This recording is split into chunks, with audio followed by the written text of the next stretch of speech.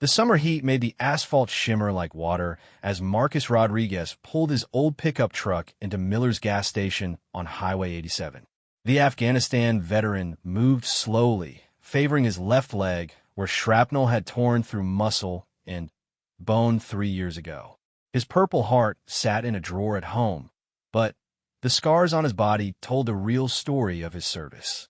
Marcus had been driving for 6 hours straight, heading home to see his daughter graduate from high school. The trip from his job at the lumber mill was supposed to be a celebration, but money was tight. He counted the crumpled bills in his wallet twice before getting out to pump gas.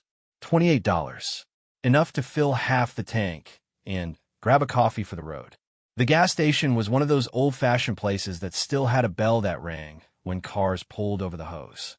A few locals sat on a bench outside, drinking sodas and watching the world go by. The American flag hung limp in the still air, and country music drifted from the open door of the convenience store. Marcus was almost finished pumping gas when a rumble of motorcycle engines filled the air. 5 bikes roared into the station, their chrome gleaming and exhaust pipes growling like angry animals.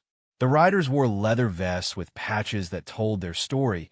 They belonged to a motorcycle club that thought they owned every road they rode.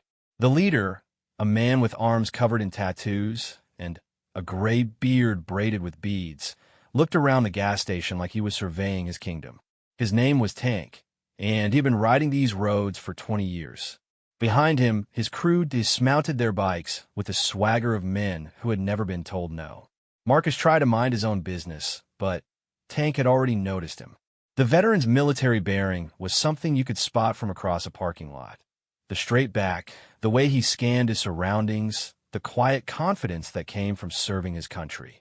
To Tank, it looked like someone who thought he was better than everyone else.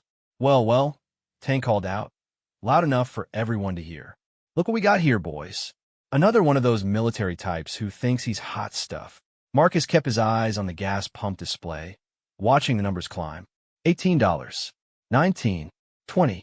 He had learned long ago that some fights weren't worth having, and he had more important things to worry about than some middle-aged men on motorcycles trying to feel tough. But Tank wasn't done. He swaggered over, his boots heavy on the concrete. I'm talking to you, soldier boy. You too good to answer when someone's being friendly? The other bikers spread out behind their leader, forming a semicircle.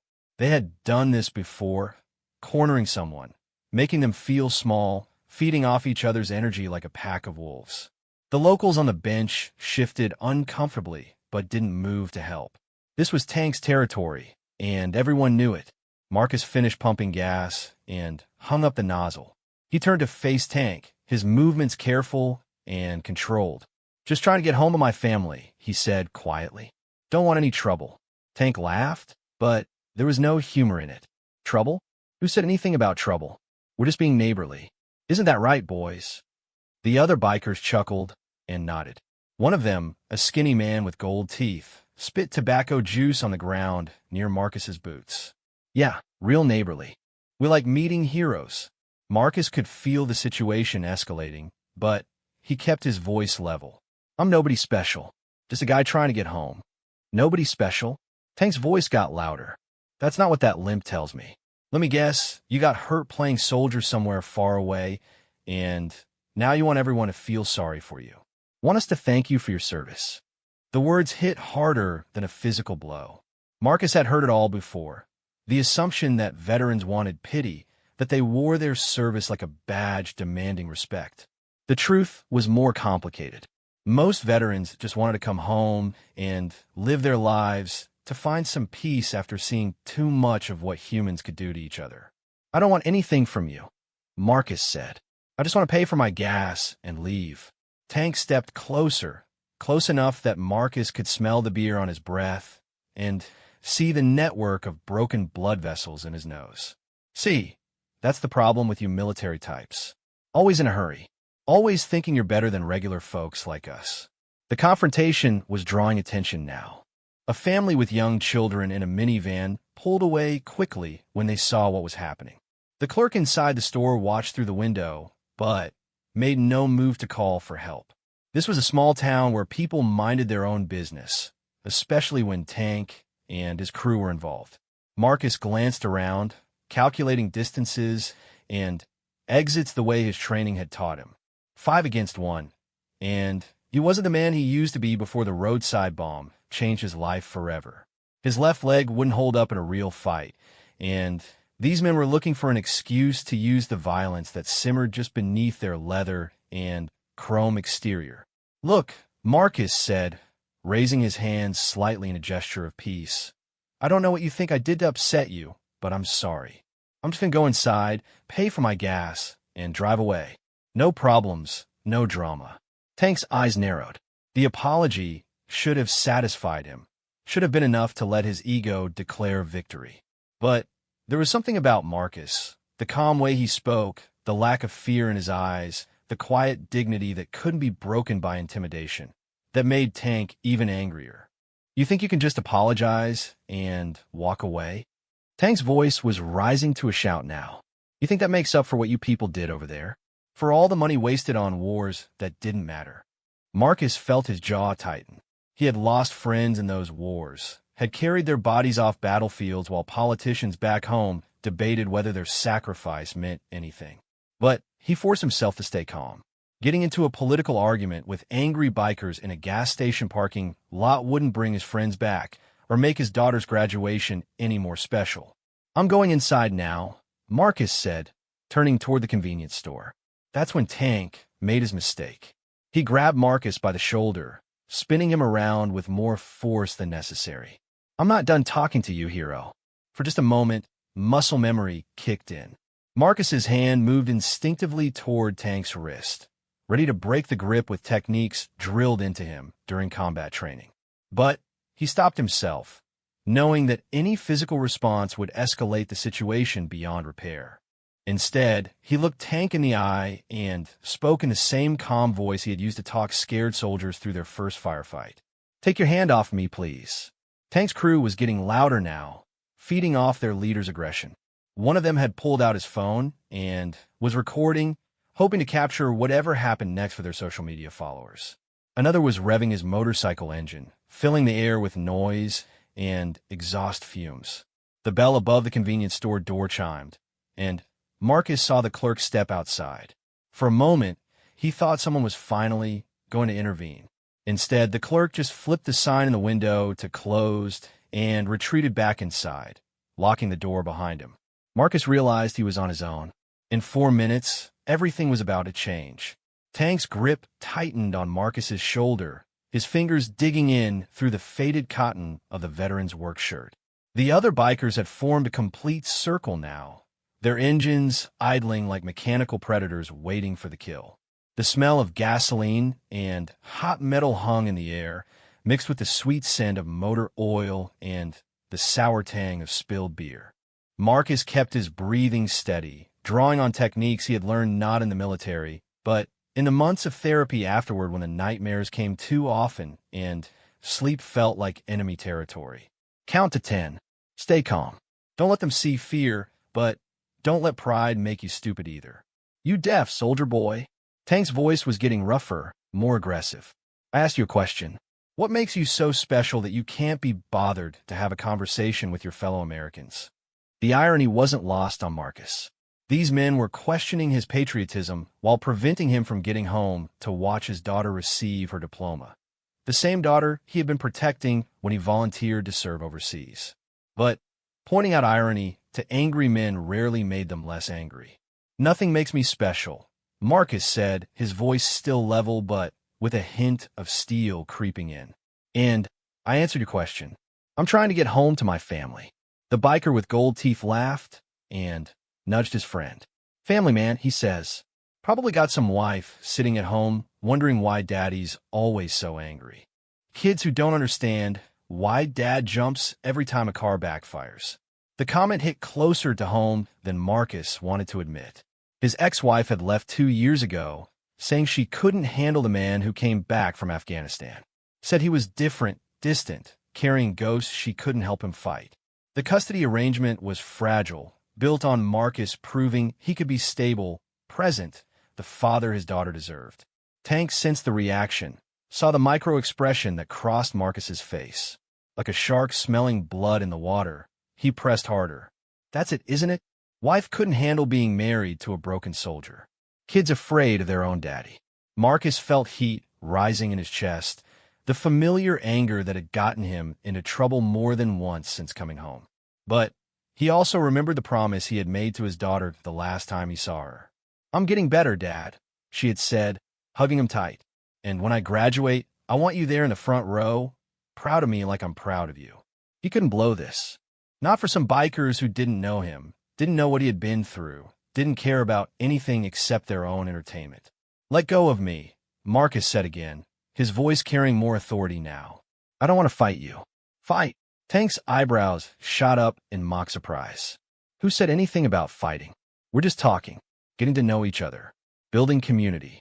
He looked around at his crew, grinning. "Isn't that right, boys? We're just being friendly neighbors." The skinny biker with gold teeth pulled out a cigarette and lit it, blowing smoke in Marcus's direction. "Real friendly. Maybe our new friend here would like to buy us all a round of beers. You know, as a thank you for our warm welcome." Marcus glanced toward the highway, hoping to see a police car or someone who might intervene. But Highway 87 was mostly empty in the afternoon heat, just the occasional semi-truck rumbling past without slowing down. The truckers probably couldn't even see what was happening from the road, and even if they could, most would assume it was just bikers hanging out at a gas station. "I don't have money for beer," Marcus said honestly. "Like I told you, I'm just trying to get home." Tank's expression darkened. "You don't have money for beer, but you got money for gas? That doesn't seem very neighborly. Seems kind of selfish, actually." One of the other bikers, a heavy-set man with arms like tree trunks and a spider web tattooed on his elbow, stepped closer. "Maybe we should help him understand what neighborly means around here." Marcus's military training was screaming at him to act. 5 hostels, close quarters, limited mobility due to his injury. In Afghanistan, he would have already made his move, would have neutralized the immediate threat, and worried about the consequences later. But this wasn't Afghanistan, and these weren't enemy combatants.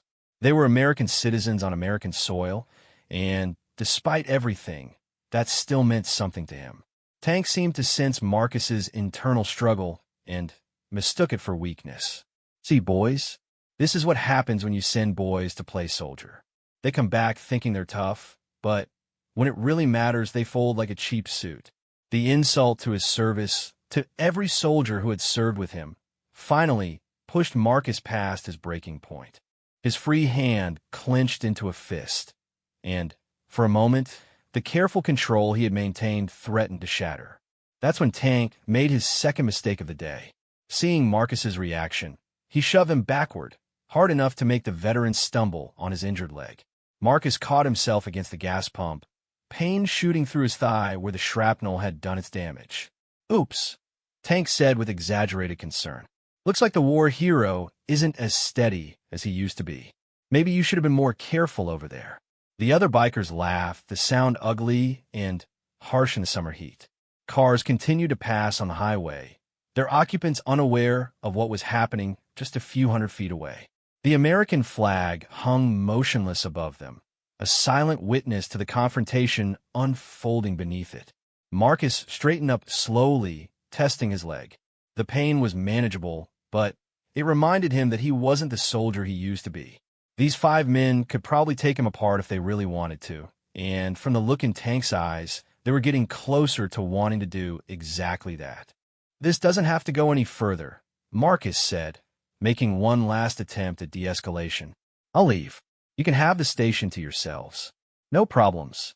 Tank shook his head slowly, a predator that had tasted blood and wanted more. "See, that's where you're wrong, hero. It's already gone further. Way I see it, you disrespected me and my brothers here. Disrespected this whole community with your attitude."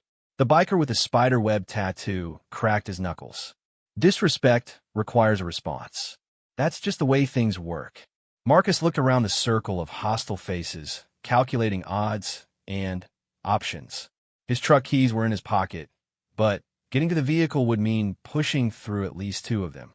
The convenience store was locked, the clerk nowhere to be seen. The highway might as well have been on another planet. For the first time since the confrontation began, Marcus felt genuinely afraid.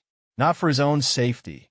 He had faced worse odds in Afghanistan and lived to tell about it. But afraid of what this might cost him. If he got arrested, if there was a fight, if someone got seriously hurt, he would miss his daughter's graduation.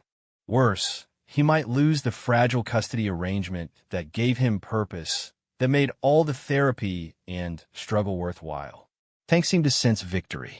He stepped closer, close enough that Marcus could count the gray hairs in his beard, could see the broken blood vessels that mapped out years of hard living across his cheeks. "Here's what's going to happen, soldier boy," Tank said, his voice dropping to a whisper that somehow seemed more menacing than shouting. "You're going to apologize. Really apologize. Get down on your knees and tell me and my brothers how sorry you are for disrespecting us." The request hung in the air like smoke from the motorcycles. Marcus felt something fundamental shift inside him, a line being crossed that couldn't be uncrossed. He had served his country with honor, had bled for the freedoms these men took for granted. He had lost friends, lost parts of himself, come home broken but still standing. And now 5 men on motorcycles wanted him to kneel. Marcus raised his head and looked Tank directly in the eye. When he spoke, his voice carried the quiet authority of a man who had faced death and decided he wasn't afraid of it anymore. "No," he said simply. Tank's face flushed red with rage. "What did you say?" "I said no," Marcus repeated, louder this time. "I'm not getting on my knees for you or anyone else. I've already knelt for better men than you'll ever be at their funerals when they came home in boxes." The words hit like a physical blow. Tank's hand moved toward his belt, where Marcus caught a glimpse of a knife handle. The other bikers tensed, sensing that their leader was about to cross a line that couldn't be uncrossed. That's when they heard it, a sound that would change everything. In the distance, still faint but growing stronger, came the rumble of engines. Different engines. Diesel engines. Big ones. Tank heard it too. And for the first time since the confrontation began, uncertainty flickered across his face. He looked toward the highway, trying to identify the source of the sound. Marcus heard it and felt something he hadn't experienced in a long time. Hope. Because that sound was familiar, learned through years of training and deployment. It was the sound of military vehicles moving with purpose, and they were getting closer. The rumble grew louder, deeper, until it seemed to vibrate through the concrete beneath their feet. Tank's confidence wavered as he tried to place the sound. It wasn't the high-pitched whine of sports cars or the familiar growl of motorcycle engines. This was something bigger, more purposeful, with the mechanical precision that spoke of military hardware. Marcus knew that sound intimately. During his 3 tours in Afghanistan, he had heard it countless times, the approach of convoy vehicles, the lifeline that brought supplies, reinforcements, and sometimes the ride home. But this was Highway 87 in rural America, miles from any military base. What were the chances? The first vehicle appeared over the rise, and Tank's face went pale. It was a black Suburban, but not the kind civilians drove. This one sat higher, with reinforced bumpers and tinted windows that reflected the afternoon sun like mirrors. Behind it came another, then another, until a convoy of 5 identical vehicles was bearing down on the gas station. "What the hell?" the biker with gold teeth muttered, his cigarette dangling forgotten from his lips. The vehicles moved with military precision, maintaining perfect spacing as they decelerated and turned into the gas station. They didn't pull up to the pumps like normal customers. Instead, they formed a semicircle around the confrontation, engines idling with quiet authority. Tank's hand dropped from his knife handle. Whatever was happening, it was bigger than anything he had planned for. His crew looked nervously between their leader and the mysterious vehicles, their earlier bravado evaporating like steam in the desert heat. The driver's door of the lead Suburban opened, and a man stepped out. He was tall, lean, with the kind of posture that came from years of standing at attention. His hair was cut military short, graying at the temples, and his eyes swept the scene with the practiced assessment of someone trained to evaluate threats quickly and accurately. Marcus felt his heart skip a beat. Something about the man was familiar.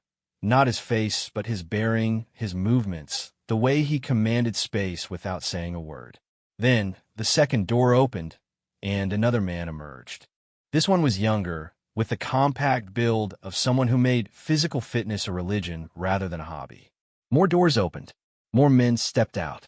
12 in total, all with the same unmistakable bearing, all moving with the fluid coordination of a unit that had trained together extensively. They weren't wearing uniforms, just civilian clothes, jeans, t-shirts, baseball caps.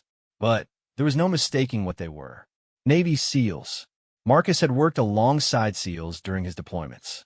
They were the elite of the elite, the men other soldiers spoke about in hushed tones of respect and awe. They operated in the shadows, handling missions too sensitive or too dangerous for regular forces. And, for some impossible reason, 12 of them had just pulled into a rural gas station where he was being harassed by bikers. The lead man, who carried himself with the unmistakable authority of a team commander, surveyed the scene for exactly 3 seconds. His gaze moved from Tank's aggressive posture to Marcus's defensive stance, from the circle of motorcycles to the locked convenience store.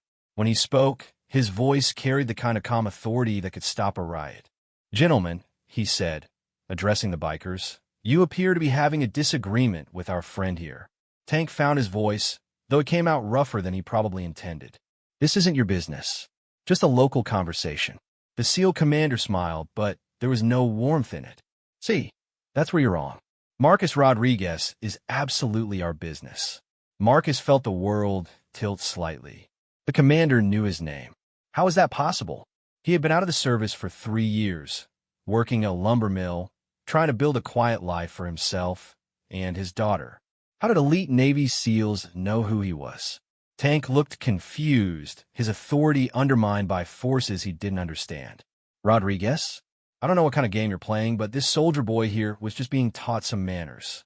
The younger SEAL, the one with the compact build, took a step forward. His movement was casual, almost lazy, but Marcus recognized the controlled aggression of a predator moving into position. "Manners? Is that what you call 5 grown men surrounding one guy with a combat injury?" The spiderweb biker tried to salvage the situation. "Look, we don't want trouble with you military guys. This is just between us and him." Another SEAL spoke up, this one with graying hair and scars on his hands that spoke of hard experience. "There's no between you and him, friend. Sergeant Rodriguez served with distinction in Afghanistan. Silver Star, Bronze Star, Purple Heart. He's family." Marcus's mind reeled. They knew about his decorations, knew about his service record. More importantly, they were calling him family. In military culture, that word carried weight beyond blood relations. It meant brotherhood forged in combat, bonds that didn't break just because someone changed into civilian clothes. Tank was sweating now, despite the heat of the day making everyone else perspire. The dynamic had shifted completely. 5 minutes ago, he had been the alpha predator in his territory. Now he was surrounded by men who radiated a level of controlled violence that made his motorcycle club look like a church social. We didn't know," Tank stammered. He didn't say nothing about being some kind of war hero. The SEAL commander's expression didn't change. Marcus never talks about his service. That's how heroes are. They don't need to announce it to everyone they meet. But we know. We remember. And we take care of our own. One of the younger SEALs had moved closer to Marcus, close enough to make a quick assessment. "You okay, Sergeant? These gentlemen give you any trouble?" Marcus found his voice. "I'm fine. Just trying to get home to my daughter's graduation." He paused, still trying to process what was happening. "I have to ask, how did you know I was here?" The commander smiled, and this time there was genuine warmth in it. "We didn't. Pure coincidenza. We're heading back to Coronado from a training exercise at Bragg. Stopped for fuel and food." His expression hardened as he looked at the bikers. "Lucky timing, I'd say." Tank made one last attempt to assert control. "Look, this is all a misunderstanding. We were just talking, having a conversation. No harm done." The SEAL with the scarred hands tilted his head slightly. "Conversation? From where I stand, it looks like intimidation.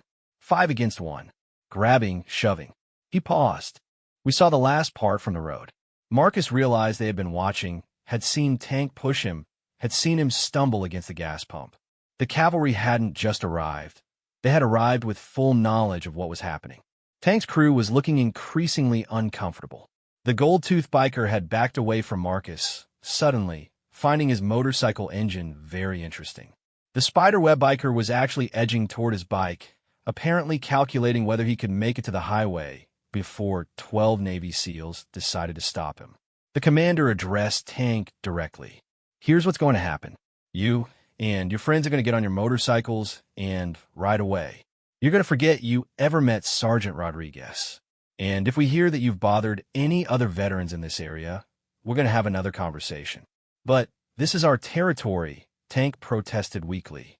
We ride these roads. Not anymore, the commander said simply. Not if it means hassling men who serve their country with honor. The young SEAL who had initially approached Marcus spoke up. Maybe we should explain the new rules more clearly. Make sure there's no confusion. Tank looked around desperately, seeing his authority crumble in real time. His crew was already moving toward their bikes, eager to escape a situation that had spiraled far beyond their control. The locals who had been watching from the bench were gone, having quietly disappeared when the SEALs arrived. This isn't over, Tank said, but his voice lacked conviction. The commander's smile turned cold. Yes, it is. It's completely over. And if you're smart, you'll make sure it stays that way. Tank nodded once, a quick jerk of his head that might have been agreement or just the motion of a man trying to save face. He walked to his motorcycle with as much dignity as he could muster, his crew following like chastened children. The engines roared to life, and within 30 seconds, the 5 bikers were gone, their motorcycles disappearing down Highway 87 like a bad memory, fading in the heat. The sound of their engines grew fainter until it was swallowed entirely by the vast silence of the American countryside. Marcus stood alone with 12 of the most elite soldiers in the American military, still trying to process what had just happened. The confrontation that had threatened to destroy his day, possibly his future, had been resolved in less than 2 minutes by men who had appeared like guardian angels in black SUVs. But questions remained. How had they known who he was? Why had they intervened? And what happened next? The silence after the motorcycles disappeared was almost overwhelming. Marcus stood beside his pickup truck, still processing what had just happened, while 12 Navy SEALs arranged themselves in a loose circle around him. Their presence was both comforting and surreal, like finding yourself protected by legends who had stepped out of the pages of a thriller novel.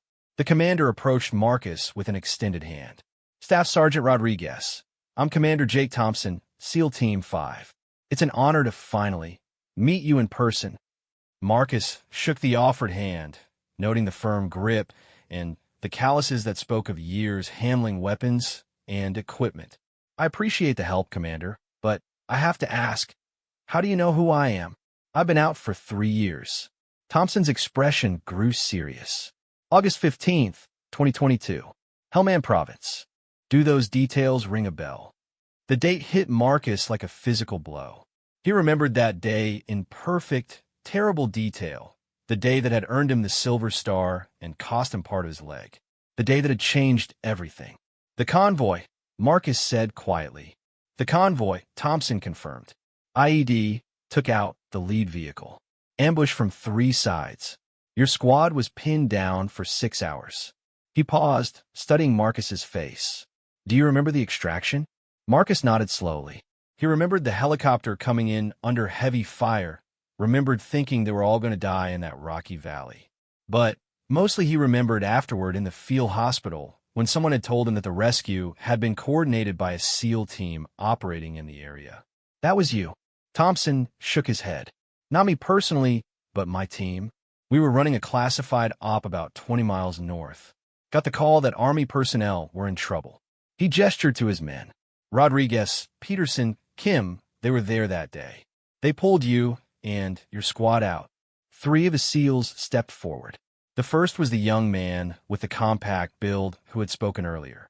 Up close, Marcus could see he was older than he had initially appeared, with laugh lines around his eyes and the the quiet confidence that came from surviving things most people couldn't imagine. Petty Officer Rodriguez, the young man, said with a grin. Yeah, I know, confusing names. I was the one who carried you to the bird. You were conscious, but pretty messed up. Kept asking about your guys, making sure everyone got out.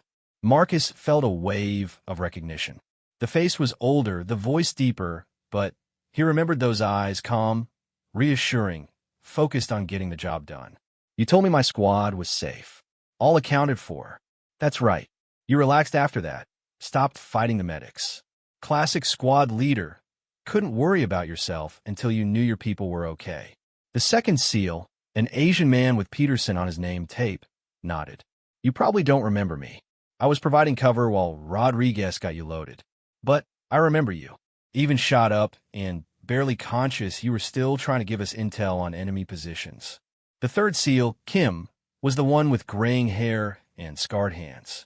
You saved 4 lives that day, Sergeant. Your men told us what happened. You threw yourself on that IED, absorbed most of the blast. Save your whole squad. Marcus shifted uncomfortably. He had never been comfortable with praise for doing what he considered his job. Any squad leader would have done the same thing. No, Commander Thompson said firmly. They wouldn't have. We've seen plenty of men under fire. Most do their job, follow orders, try to survive. What you did was different. You made a choice to sacrifice yourself so others could live. That's why your story stuck with us. One of the other SEALs, a tall man with a southern drawl, spoke up. We've been following your story ever since. Heard about your recovery, your medical retirement. Heard about the struggles afterward, too. Marcus looked at them with new understanding. You've been keeping tabs on me? Thompson nodded. Informally. The veteran community is smaller than you might think, especially among combat arms. Word gets around. We heard you were having a rough time adjusting, that your marriage didn't survive, that you were struggling to find your place. Also heard you were working hard to be a good father, Rodriguez added. That you were in therapy, doing the work, trying to rebuild your life. That takes a different kind of courage. Marcus felt his throat tighten. For 3 years, he had felt alone, forgotten by the military machine that had used him up and moved on. The idea that elite soldiers had been quietly watching over him, caring about his welfare, was almost overwhelming. We make it a point to stay connected, Peterson explained. Guys who served with honor, who paid a price, they're our brothers. Doesn't matter what service branch. Doesn't matter if we knew them personally. If they bled for the flag, they're family. Kim gestured toward Marcus's truck. We heard you were driving cross-country today. Your daughter's graduation, right? Marcus nodded, surprised they knew even that detail. Sarah, high school graduation. Valedictorian. The SEALs exchanged glances, and Marcus caught something in their expressions. Pride, warmth, the look of men who understood what it meant to miss important family moments for service. That's outstanding, Thompson said. You must be proud. I am. She's everything good I ever did in the world. Marcus paused. I was worried I might miss it. Those guys back there, if things had gone different. Things didn't go different, the Southern SEAL said firmly. And they never will. Not while we're around. Thompson reached into his pocket and pulled out a business card. This has my personal cell number. You ever have trouble, anywhere, anytime, you call me. I don't care if it's parking tickets or something serious. You call, and we respond. Marcus took the card, noting it was plain white with just a name and phone number. No military insignia, no unit designation. The kind of card that said everything by saying nothing at all. I don't understand, Marcus said. Why would you do this for me? I'm nobody special. Rodriguez shook his head. You're everything special, Sergeant. You're what we fight for. Good men who love their families and serve their country and try to make the world a little better. You think we're impressive? You saved 4 lives and then came home and rebuilt yourself from nothing. That's heroic. The way we see it, Peterson added, we've got resources, training, contacts. You've got heart and integrity. Seems like a good partnership. Marcus looked around at the faces surrounding him. 12 of America's finest warriors offering their protection and friendship to a broken-down ex-soldier trying to get to his daughter's graduation. It was almost too much to process. There's something else, Thompson said. We're not just passing through. We're actually heading to San Diego for a ceremony. One of our guys is getting married this weekend, and we're all flying out to be there. But we made a detour. A detour? Kim Simidet. About 50 miles out of our way, actually. We heard through the grapevine that you might be on this route today. Thought we'd see if we could catch up with you. Maybe buy you a cup of coffee. Marcus stared at them. You came looking for me? We came looking for a brother. Thompson said simply. Finding you in trouble was just good timing. Or bad timing for those bikers. The enormity of what they had done, elite soldiers altering their mission to check on one struggling veteran, hit Marcus like a wave.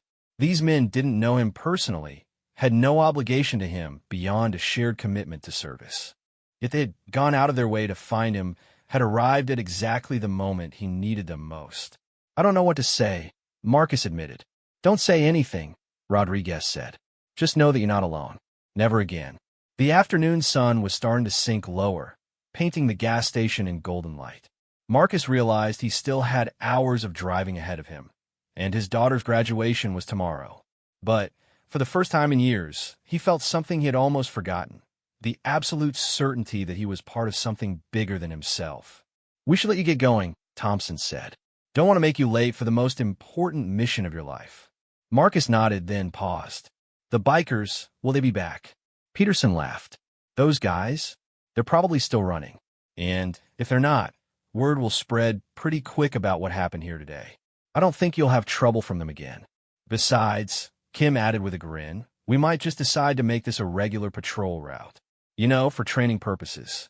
Marcus walked toward his truck, then turned back. Thank you. All of you. I mean that. Thompson saluted him. A crisp, formal gesture that caught Marcus off guard. One by one, the other SEALs followed suit. 12 of America's most elite warriors, saluting a lumber mill worker in a gas station parking lot. Marcus straightened his back and returned the salute, feeling something inside him that had been broken for 3 years finally click back into place. Marcus climbed into his pickup truck with steady hands for the first time in months. The keys didn't shake as he started the engine, and when he looked in the rearview mirror, he saw 12 men standing at attention beside their vehicles, watching him pull away. They held their salutes until his truck disappeared around the bend, an honor guard for a journey that had suddenly become much more than a drive to a graduation. The highway stretched ahead, empty and peaceful in the afternoon light. But everything felt different now. The weight that had been pressing down on Marcus's shoulders for 3 years, the isolation, the sense of being forgotten, the fear that his service had meant nothing, had lifted.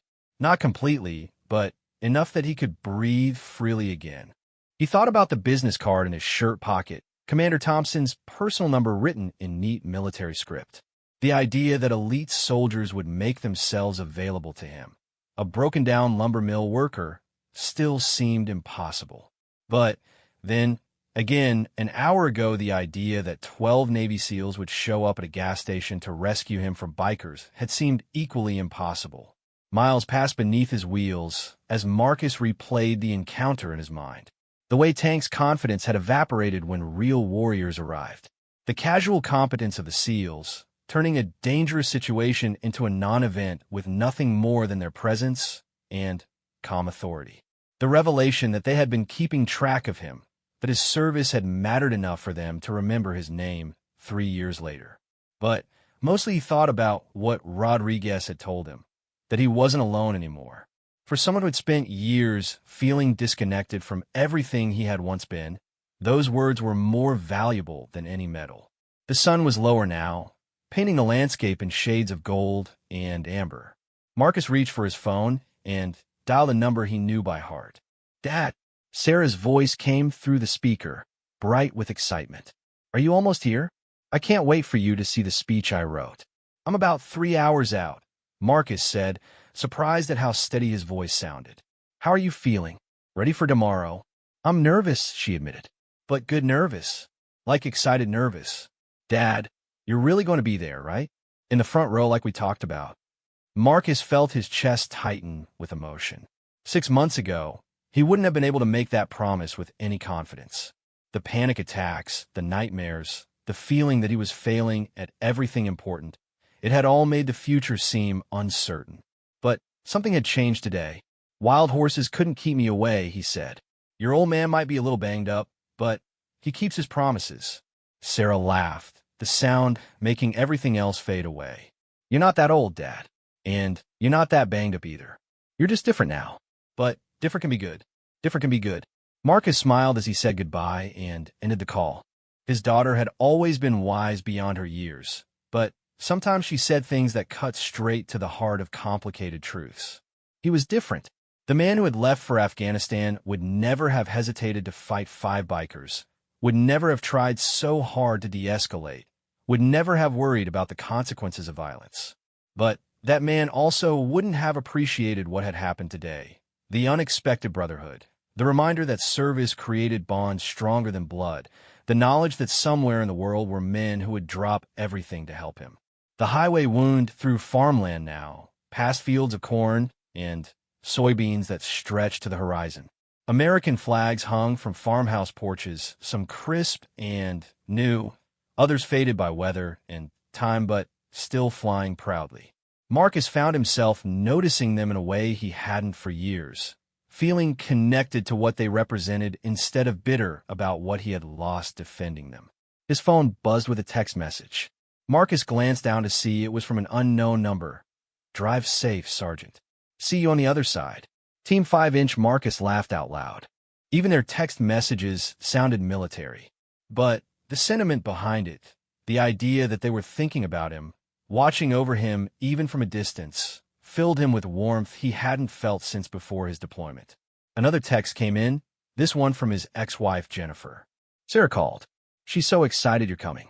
Thank you for being the father she deserves. That message hit harder than he expected. Jennifer had left when the nightmares were at their worst, when he was drinking too much and sleeping too little, when the man she had married seemed lost forever. Their divorce had been brutal, not because of anger, but because of sorrow. 2 people who loved each other but couldn't figure out how to bridge the gap between who he had been and who he was becoming. But she had never tried to keep Sarah away from him, even when he was at his lowest, even when she was afraid of what he might become.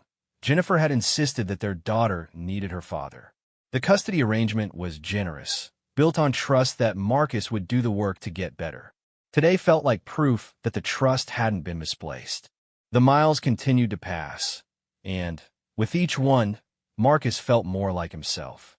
Not the man he had been before Afghanistan. That person was gone forever. Not the broken veteran who had stumbled through the first years after coming home. Someone new. Someone who could carry his scars without being defined by them. Someone who understood that strength sometimes looked like asking for help. As the sun began to set, Marcus thought about tomorrow. Sarah would walk across that stage in her cap and gown, valedictorian of her graduating class, heading to college on a full scholarship. She would look out into the audience and see her father in the front row, proud and present and whole enough to be the parent she deserved. But more than that, she would see a man who had learned something important about service and brotherhood and the bonds that connected one generation of warriors to another. She would see someone who understood that heroism wasn't just about charging toward danger, but about the quiet daily work of rebuilding yourself so you could be there for the people who mattered. The highway signs indicated he was getting closer to home. Soon he would see Sarah, would hear about her speech and her college plans, and her dreams for the future. They would have dinner together, just the 2 of them, and for the first time in years, he wouldn't be fighting the feeling that he didn't deserve her love. Marcus reached into his shirt pocket and touched Commander Thompson's business card. Tomorrow, after the graduation ceremony, he thought he might write a letter to the SEAL team, not asking for anything, just letting them know what their intervention had meant, how it had changed not just his day, but his understanding of what it meant to be part of the military brotherhood. But tonight was about Sarah. Tonight was about being present for the most important moment in his daughter's young life, about showing her that her father was exactly where he belonged, home, whole, and ready for whatever came next. The last light of day faded behind him as Marcus drove toward the future, carrying with him the knowledge that some bonds could never be broken, that service created family in the most unexpected places, and that sometimes guardian angels wore Navy SEAL uniforms and drove black SUVs. In a few hours, he would walk into Sarah's graduation ceremony as more than just her father. He would walk in as a man who had served his country with honor, who had been recognized by the best of the best, who understood that his story wasn't over but just beginning a new chapter. The road stretched ahead, leading home.